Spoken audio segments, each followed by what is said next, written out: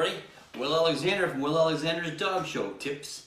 Today on the interview chair we have none other than Dr. John Reeve-Newson. So sit back and enjoy John's interview for the next hour or so.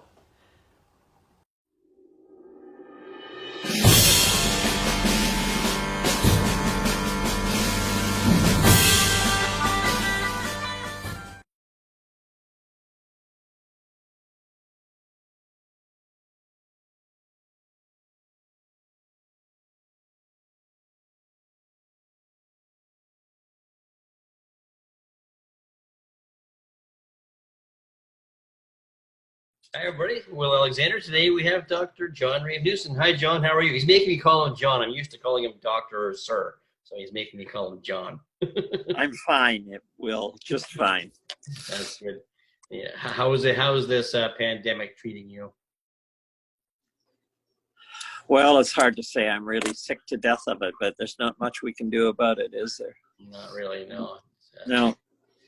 Hopefully the world seems to be opening up a bit down there. Our world, the dog world, is not opening up as much up here. But, no, it's not. so maybe with this new vaccine, we'll see some sunlight sometime. Okay. Sometime, yeah. All right. Can you tell me how you first got into our world of the sport of dogs? Dr. Mean came into my office with a Borzoi. That's how we met, and that's how we got started, yeah. Mm-hmm. And the Borzoi was not well. It died, and it had come from quite a well-known breeder at the time. And so I suggested he write the breeder and get a replacement puppy, which he did. She didn't have a puppy, but she had an older dog, which she gave him on the premise that it would be shown. And so he got the bag, and away we went, yes. And that was late 60s, you said? Yes, yeah. Probably late 60s. I was 30, so whatever that works out to, yes. I thought you were adding it up there for a second. I have to multiply. I have to subtract, yeah. Okay, Time goes so quickly, you know. It sure does. There's no question about that. Yeah. I still remember you guys when I was a kid at the mat, seeing the two of you. So really? One of the first times, yeah. And I was about, I don't know, 8 or 9 when I first met you. Well, Jesus, thank you for pointing that out to me. Well, I'm only 20 now, John. So it's yeah, sure. In dog years. Yeah. Okay, so where did it go from there? You guys are together now, and you have this Borzoi. Not bad. And then Dick thought he kind of got the bite to show, and so he wanted to get into breeding. We bought a place in the country, Kishniga Kennels, and had Ontario. Yeah, and bought 2 bitches who immediately escaped and got shot by the neighbors. Oh, I can't believe so, that. That's crazy. Well, then it was a law in Ontario then, so we decided to breed, and then in a way it was providential because they were nice bitches, but they were nothing great. So we leased, because she wouldn't sell it to us, the best bitch we could find, which was owned by a woman in Sault Ste. Marie, I think, called Eva Stair. And we leased her and sent her to BC to bred to a dog who was living out there as a pet, who was sort of behind a lot of the dogs that we liked. We had done a lot of research by then as well. So we bred her, and she had 13 puppies, and the rest is history. Yeah. Out of those 13, did you show them that? Most of them were shown, yes. Yeah. Mm-hmm. We didn't get Mustache and Delgarth coming in until later on, though. They were about the 3rd or 4th litter after that. Yes. Yeah. Yeah. When we started in the breed, they had really bad temperaments, unstable, and so we exchanged one of those 13 puppies for a beautiful bitch, mostly Dutch, who was owned by people called De Rijk, who were breeders in Ottawa. Oh. And she had the most wonderful temperament, and passed the temperament on to her offspring and offspring and offspring. Her name was Ruby de Bolshoi, and she was just a beautiful bitch, yeah, and a wonderful temperament. And it's amazing that you found all these dogs in Canada. You must have searched. Like I don't Sault Ste. Marie, I wouldn't have thought would have been a hot spot for Borzoi, but I don't know. It wasn't. It wasn't a hot spot for anything, actually. Yeah. Yeah, we did our research. We looked around. Yeah. So tell me about the Delgarth and Mustache era then. Well, they were from the fourth litter. They were brothers, obviously, and Delgarth had his first best in show when he was a 9-month-old puppy, and then we started to show Mustache, or Desert Song, as his name was, and he started to do a lot of winning. And then we sold Delgarth, who by then was a bit older, to the Ross in California. And he was shown by Ed Ablett. He did a lot of winning there. I think he had like 27 or 29 best in shows. For a Borzoi, that was a lot. Mustache ended up with over 40 best in shows.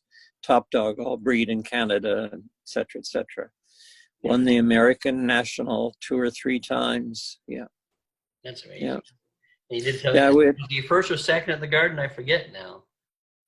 Well, that's one of the tragedies of our life. He was second at the Garden to a fix. Shall we call it a fix?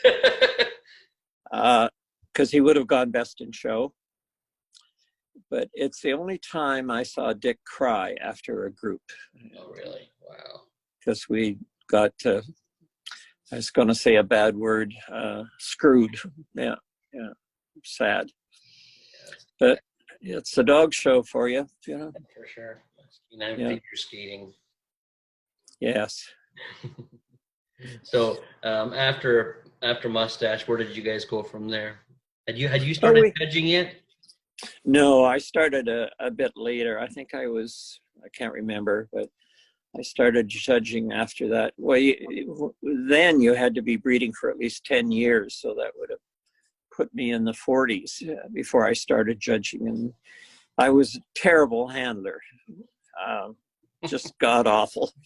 Which is amazing because we all get so nervous showing to you. So. Well, I'm glad to hear that. And I got invited to do a puppy sweepstakes, and Dick said, you should accept it. He said, you know, you do most of the selections and the breeding and all that. He said, you might like it. And it was the Borzoi Club of Greater New York. And I judged it, and I really did like it. Yeah. I remember it well. Audrey Bembo's daughter, Laura, what's her name? Doesn't matter. Won it with a nice dog called Barry Atinsky. Yeah, and the rest. Again, people see you judge, and they like what you do, and you get more invitations, and away it goes. So, yeah. Then I got invited to go to Norway. My first overseas assignment was a Whippet specialty in Sweden, actually. And then it just seems to grow. You know, if you judge well and behave yourself, then you get asked back. Yeah. Well, so you were not an all-breed judge. You were a judge, like a legitimate judge at that point, not just a sweepstakes judge. I was a legitimate judge. Yes, I was then. Yeah. And you started in the hound group, and you're all breed now, of course. Yes, but I didn't rush through it. I think it was unlike some other well-known Canadian all-breed judges. I won't mention any names, who became all-breed in about 5 months. Took me 18 years. Took me 18 years to become all-breed. You know, because Carol Hollins, who was a great family friend and a mentor, said, you know, learn what you're doing before you take more breeds. So that's what I did. I think you really have to feel comfortable before you judge. I wish she had more of a judging career, because I think she was a little bit. I saw her judge before she became a rep. I thought she was a really good judge. So. She was a crackerjack, yeah. Yeah. So. And she'd watch me judge, and then she'd come and say, "Now, Dr. John." Yeah.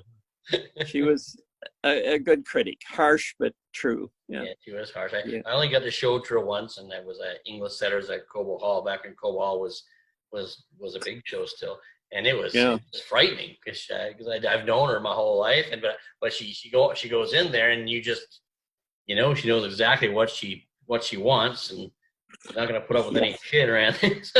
She sure is. Yeah, and she was a wonderful rep. She was critical but helpful, and I liked her a lot. Yeah, me too. Dick was, of course, they were great friends because they traveled the shows together all the time, and he was quite devastated when she died so suddenly. Yeah. Yes, I have. When she moved out of Michigan, I actually went to the kennel because I was actually thinking about looking into the kennel, and at that point in my life, but she gave me one of her father's wooden crates. And it's one that Michael Bryan, Duke of Sussex, who was a very famous Irish setter. Oh, yes. It was his crate. And I'm like, how did he fit in this crate? And she said, well, remember, William, we used to put them in station wagons. So. Yeah. But I still have it. It's a great crate. Yeah. She was a real loss when she left us. Yeah. So you're judging now. You've been breeding Borzoi for a while. You've had some major success with the two boys. And where did you go from there? Like the Skye Terriers and Frenchies come in there somewhere. Yeah, well, Dick was going to the shows with the Borzoi, and he said, I get bored sitting around waiting for the hound group. I think I'd like a Terrier.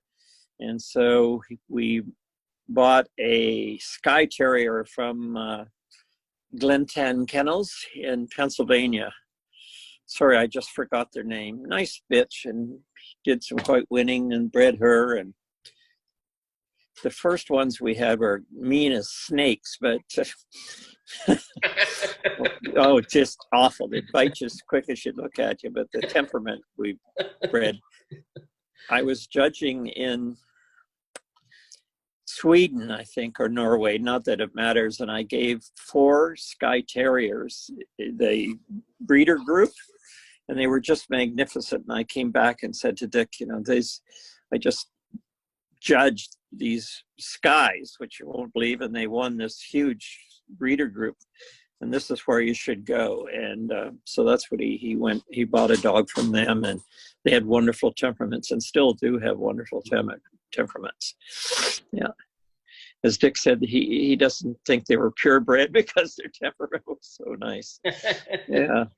Oh, we had one in the house for the longest time with Sharon, so they were. He was a wonderful dog. So. Yeah, they were. The Skies, and then the Frenchies. And Frenchies, the same thing. He saw the breed somewhere and brought one up from the States. Some famous woman had bred a nice dog, ugly though, and then really ugly. And then he got a beautiful dog from Holland. Yeah. His name was Wambo de la Peru, and he was a great dog. Yes. Yeah. And we bred. Yeah, he was a lovely dog. Yeah. Is that where Benvenuto came from then? Benvenuto would have been his grandson. Yeah. I was telling you earlier the story about, I'm sure it was at Cars, or no, it was CanSave. It was CanSave the children, and Dr. Dick had just won the breeders sweeps. They did a show afterwards, and it was with Benvenuto. And we were packing up, and also we looked over to Dick had left for dinner, I guess. And we looked over to the setup, and he had left the dog in the extent. Sounds like him. Yeah. So we rescued him and got him home to his hotel room. Yeah, we had some really beautiful dogs. We were blessed. Yeah. But we just didn't go at it happenstance. No, we didn't show anything we didn't believe in or admired ourselves. Mm-hmm. I think a lot of people just drag stuff around, and it's not really worthy. But it was never our motto. Yeah. The only dogs that I can think of that you guys are associated, you two are associated with, are always at the Lakelands, and even the Afghan dog that from Australia. Yeah. They're all exciting dogs. Yeah. Well, as Dick said, it costs as much to feed a good one as it does a bad one. So. Yes, that's true. Yeah. So when you started judging, who would you consider? Well, let's go back. What about mentors? Did Dr. Dick and yourself have mentors in this sport that you look to for advice or guidance?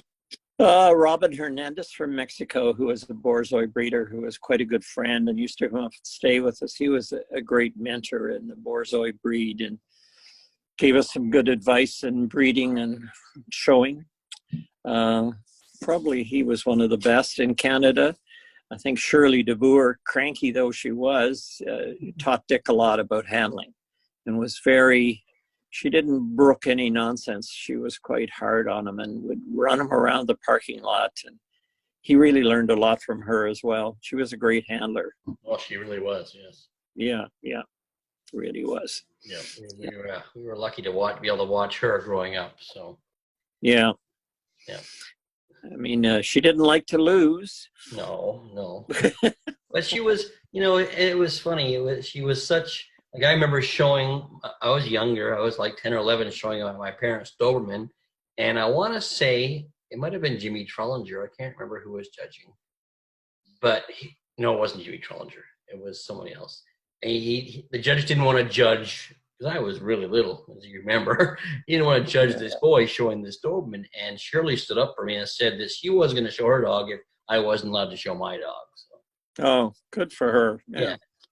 I still remember that. I want to think it was in Ottawa for some reason.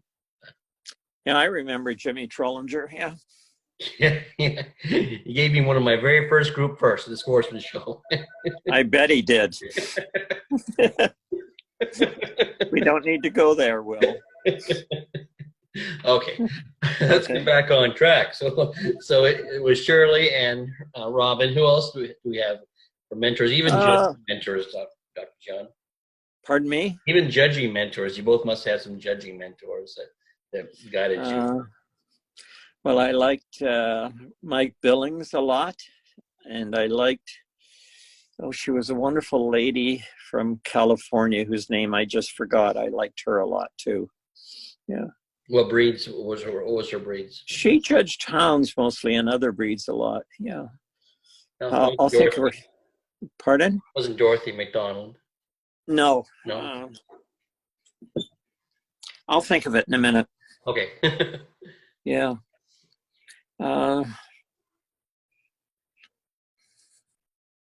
Well, while you're thinking, let's carry on. Yeah. What about some?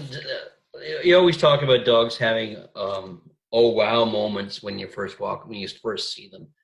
Yeah. Do you have some of those dogs in your mind's eye that you'll never forget seeing for the first time? Sure. Mick, the Kerry Blue. He's a common denominator. When I ever ask this question, he's one of the first dogs that always pops into people's minds. Yeah. Nanook, Take No Prisoners. Oh yes, Sandy's dog.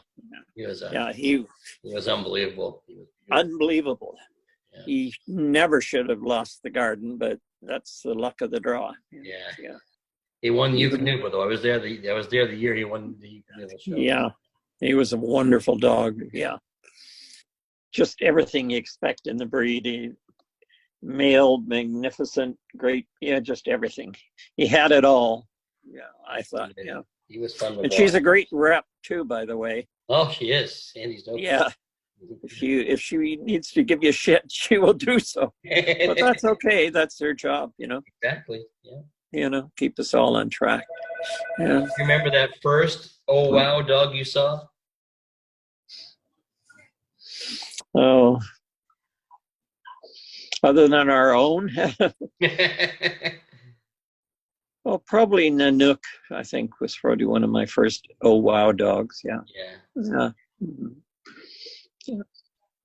When you were, were there dogs out there you wish you'd been a part of? Not really. No. We had some great dogs and certainly did our share of winning. Oh, yeah, we did. I really have no regrets to that. Yeah. I think Shirley DeBoer's boxer I would like to have seen in the flesh. Yeah. Oh, Shadrach. Yeah, he was a pretty magnificent dog as well. Yeah. And Joey Purdy had a couple of... Doctor, you going out couple of Randy's owner calling you back. Dobermans that Two were more really questions for you. quite magnificent too, as well. Yeah, there was that Troll Arabesque dog and Yeah. Cooper, limited edition. Was that his name? Limited edition? Can't remember. Something Can't like remember. that. Yeah. Yeah. All I remember is going to Joey's when I was a kid and being attacked by the geese on her property. Yeah. Well, she was a powerhouse too. But that, that's when we were showing. There was a lot of really strong competition in the dog show world then. And yeah, I think the dog show world as we know it and enjoyed it is gone. I hate to sound pessimistic, but Line 2 is for Katie. I think Line it's 2 is gone. for Katie. Yeah. No, I do think that we got to live in the most important era. Yeah, the best we did. Yeah. I think you got to see a lot of really great individuals, breeders, handlers, judges, and their dogs. Yeah, and the very lucky. competition was fierce, but it was, except in the boxer ring, it was usually pretty calm. Yeah. I remember Shirley used to fight with McGriskins all the time. Oh, Nora and Jim, yeah. I'm sure she mostly won.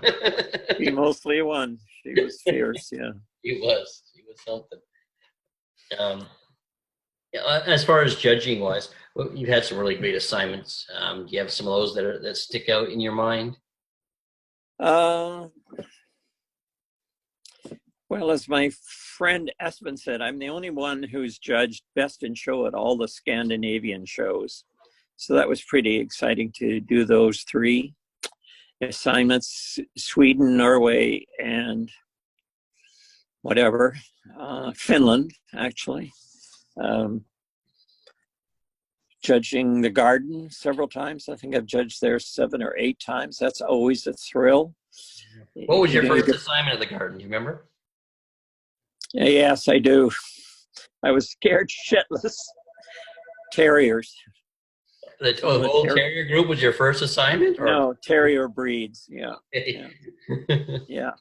You were scared. Well, not scared, but I'm sure you didn't let on that you were nervous at all. So no, not at all. You can't do that because you just can't do it. But it was, I hate to use the word nerve-wracking, but there's a lot of people watching, and so we try not to fuck up, which we managed not to do. Yeah. Well, it's overwhelming seeing all those great. Oh, it is, and everyone watching you as well, and knowing what to expect. Yeah. What about advice for judges? Giving advice for new judges? Well, the first thing to do is know your breed and know what you're comfortable with. And what I think is important too is establish in your mind's eye what you think is the ideal of the breed. So it's hard to do in Canada because you don't have the numbers. That's why I prefer to judge in the States. But you can picture what you think is ideal. So you work with those and then cut it down into movement and things like that, and to study and to not be intimidated, which is very difficult to do. Mm-hmm. When you get in the ring to judge, you really have no friends except the one who won. They'll be your friend, but you don't. I mean, you're there to do the best. And I think if people realize that you're really doing your best and trying not to be apolitical, then you'll get some respect, because if you lose the respect of the exhibitors, you're screwed. I mean, it's game over. Yeah. And you never get it back, I don't think. Yeah. And you have when you're judging, you have such a good persona about yourself. Like you're always dressed well, and I always try to make sure I look good enough to show to you, because the one time you gave me hell for my shoes, so I always made sure my shoes are as shiny as I can possibly make them, even if they're not up to your standards, but they're shinier than usual for me. Yeah. I always try to show you. Look at my shoes. But, so does the Bernardin boy in the States always says, look at the shoes. Oh, Adam Bernard, yeah. I gave him shit for showing in dirty shoes anyway. Because he's my son, what can I say? Really? Well, he worked for me for 7 or 8 years, and he's like my son. So Yeah, he's a very good handler. He's learned a lot from you. And as Dick said, you know, when you're judging, you look at the whole picture, the handler and the dog and the movement together and what they present as a image in your eye. Yeah. I'll never forget one time I walked in with sheepdogs under you, and I think I was first in line. I can't remember, but you took the brush out of my hand and you announced to everybody. First you said, no, you said pay attention or something, I don't remember. But the first one that runs with this breed is going to feel this brush. That sounds like something I would say. Yeah, I hate them people running with the breeds that shouldn't be run with. Yeah, good for me. Right? Well, it's good that I remember these things. So Yeah, it is. Yeah. And I think I remember having that dog that Tony bred and walked into your ring, and I kept thinking, don't bloody well run in there with the dog. Good for you. Yeah.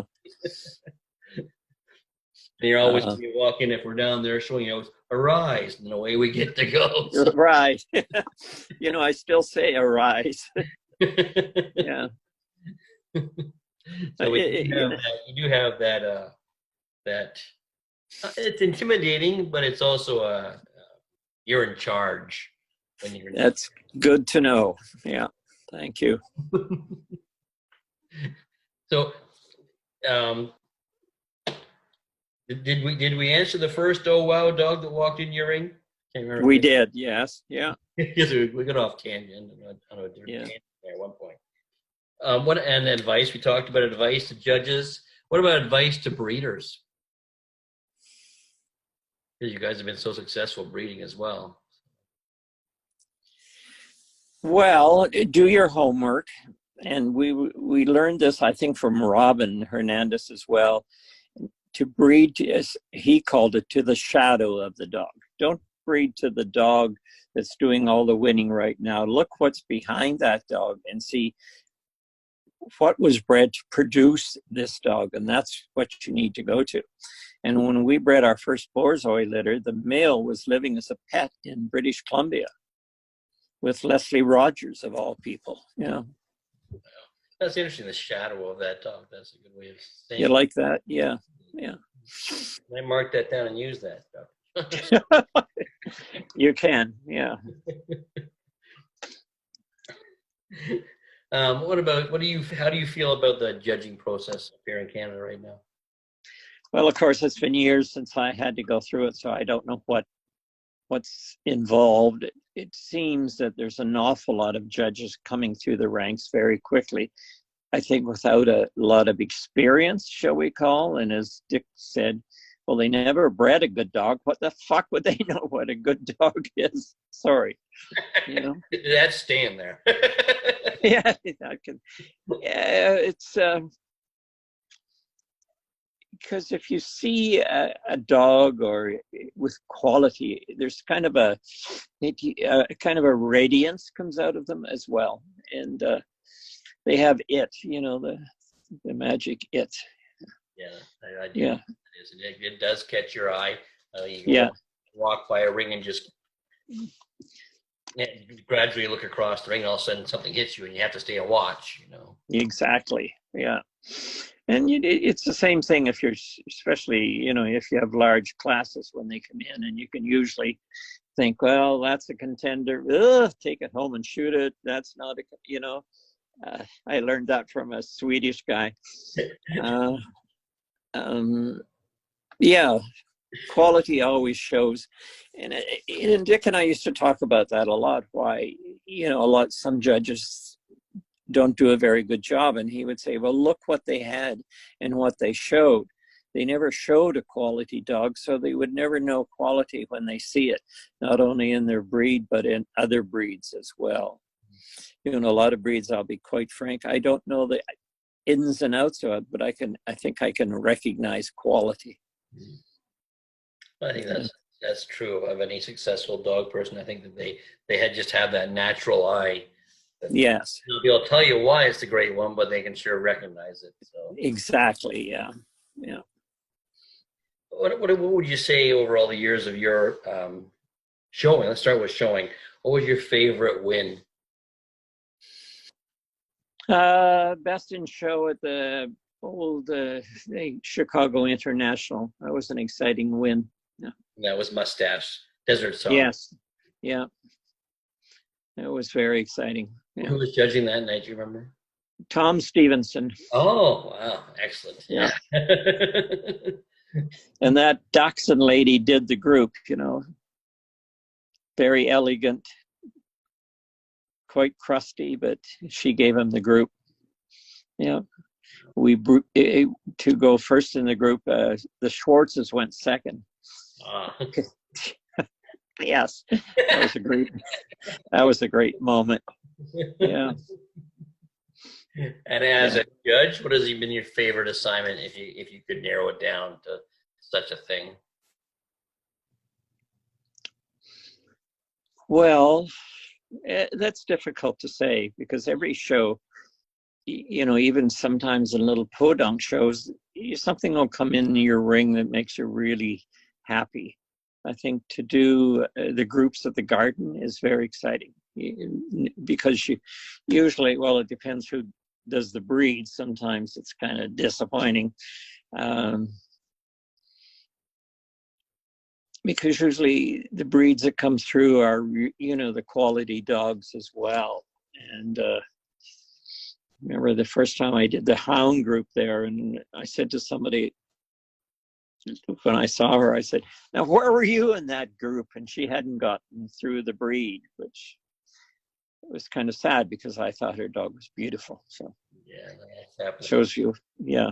It happens. I remember I was showing a dog in the group, and I won't say what dog or what. I was helping somebody. I had lost that day, and the judging walked up to me and put her hands on the dog I was showing, and she said, "This doesn't look like an English setter."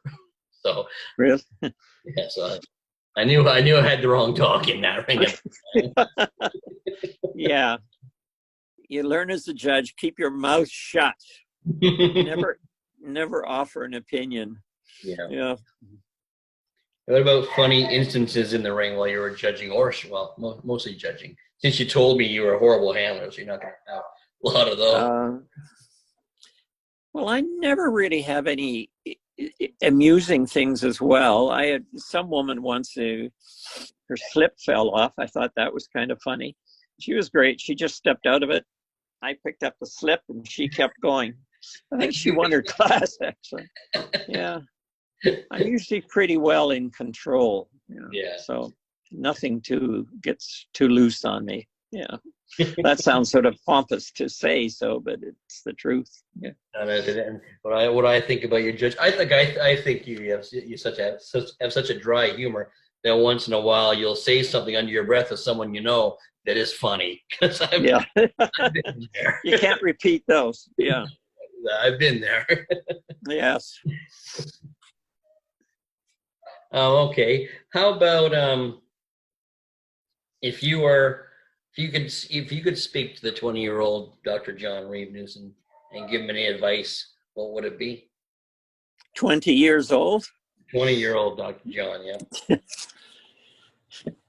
Don't get married.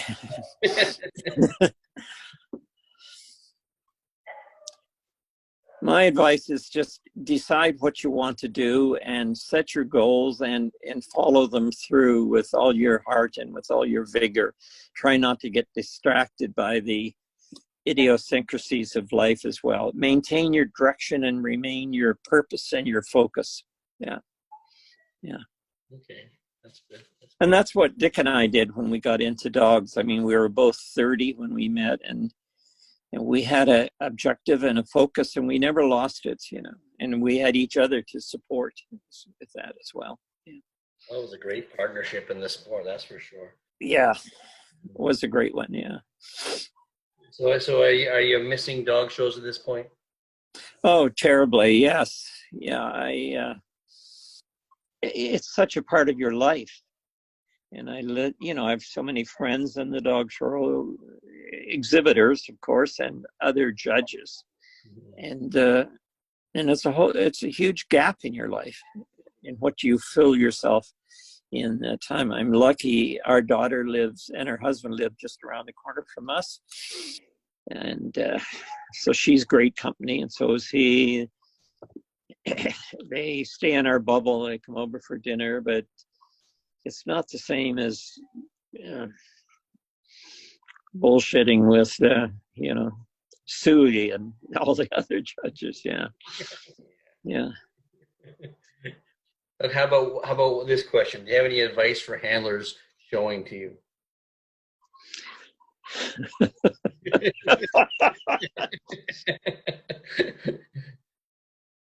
Yes. Do your homework. Follow the pattern that is established. I always establish a pattern in the first class, and I hate people that come in and what do I do now, doctor? And my usually answer is exactly what the 80 people before you did. Oh, I wasn't paying attention. Well, anyway, follow that and have the dog clean and well presented and reasonably well trained. I don't expect them ever to be machines because they're dogs and they have to let them be dogs. But just follow the pattern and present the dog to the best of your ability. And remember, you're there to show the dog, not vice versa. Okay. Very true. Not, I hate those prissy, what I call the junior handling types. Yeah. Well, thank you, John. I appreciate your time. People, I'm sure the dog world is missing you. Do you have anything you want to say to the dog? Because they're gonna all watch this when they find out that it's you. So, do you have anything you want to say to them until they see? Well, you? I miss them all as well. I consider them friends and acquaintances. Well, we've been in the game for 50 years. Yeah. And so it's a huge, huge part of your life. I stay in touch with Pam and some other people, as Abby in California and other people as well. But it's the interpersonal relationships that I miss a lot. I'm very doubtful whether it'll ever come back. I hope it will, but we'll have to wait and see. Yeah. It seems to be going pretty strong in America right now. They have shows almost every weekend in certain areas. Yeah, they do. Yeah, so my next assignment is the garden. So I'm looking forward to that. Yeah. Well, we'll all see you there at the Westchester site. That'll be exciting. Yeah, we used to go to that grounds all the time. Yeah. I've never been there. I can't wait now. Really, it's quite beautiful. Yeah, it used to be the show, and it's shown by a bunch of snotty old upper East Coast men in their jackets, and they were very unfriendly, but the grounds are beautiful. Yeah. Well, we look forward to seeing you there, and thank you for your time, Will. Well, thank you, John, for allowing us into your... See, you said it. Was it that difficult? It doesn't feel right, though. Okay. Take care. You take care as well. It's great to see you. Well, thank you, Dr. John. It was a great interview. We all missed you. It was good to see you. If you like what we're doing here, make sure you press the like, share, and subscribe button. If you want to get a hold of me, go to dogshowtips@gmail.com, or if you just want to find out what's happening in Will's world, go to willalexander.net. Until next time, talk later, guys.